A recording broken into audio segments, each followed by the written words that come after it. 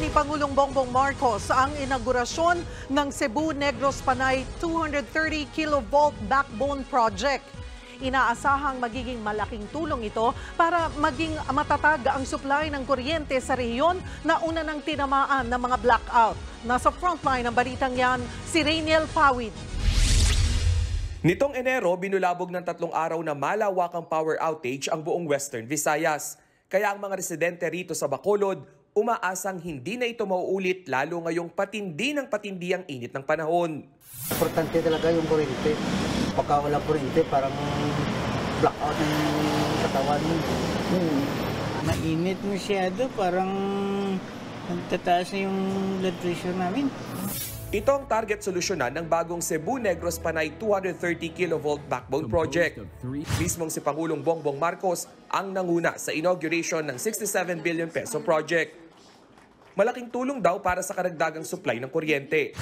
Nagsagawa rin si Marcos ng aerial inspection sa Bacolod Gahit Line at Bacolod Substation. Power outages are a hindrance to progress. Our power system must be the spark to ignite development.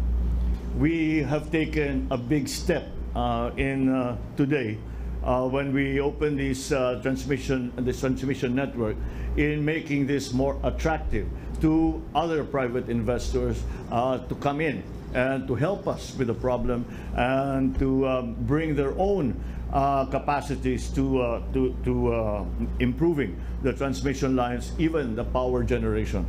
Ngayong araw nakapagtala ng higit 2,800 megawatts na generating capacity ang National Grid Corporation of the Philippines sa buong Visayas.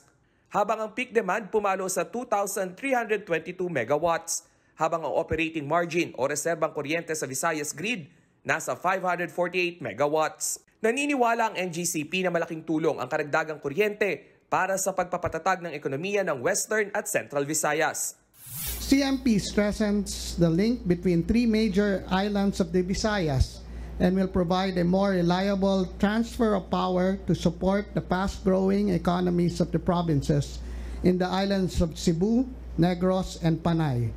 Nagbabalita mula sa Frontline, Rainiel Pawid, News 5. Mga kapatid, Cheryl Cosim po, huwag maging huli at maging una sa lahat sa balitaan. Para sa tuloy-tuloy na talakayan sa Frontline, mag-follow at mag-subscribe sa social media pages ng News 5.